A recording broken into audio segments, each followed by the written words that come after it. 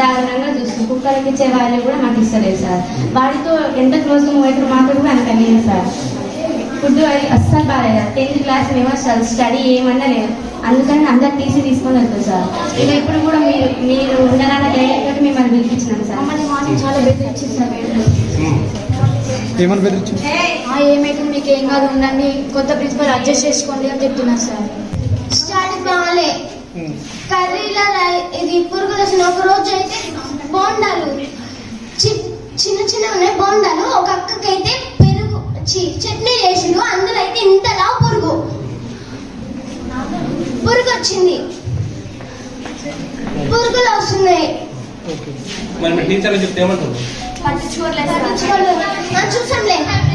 మేము 10th వాళ్ళకైతే ఇంతవరకు మొన్న ఫిజిక్స్ ఇంగ్లీష్ వచ్చారు. ఆ ఇంగ్లీష్ మేడంకి ఎస్టర్డేకి టుడేకి టుమారోకి తేడా తెలియదు సార్.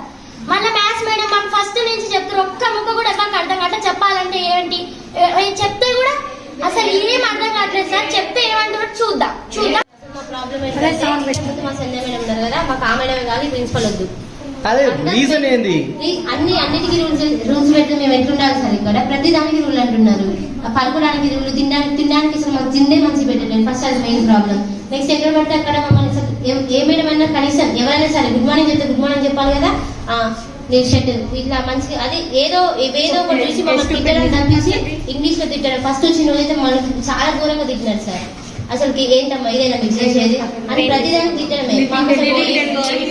బ్రెయిన్ లేదా మీకు, లివింగ్ డెడ్ బాడీస్ మీరు అని అన్నిటికీ తిడుతూనే ఉంటారు.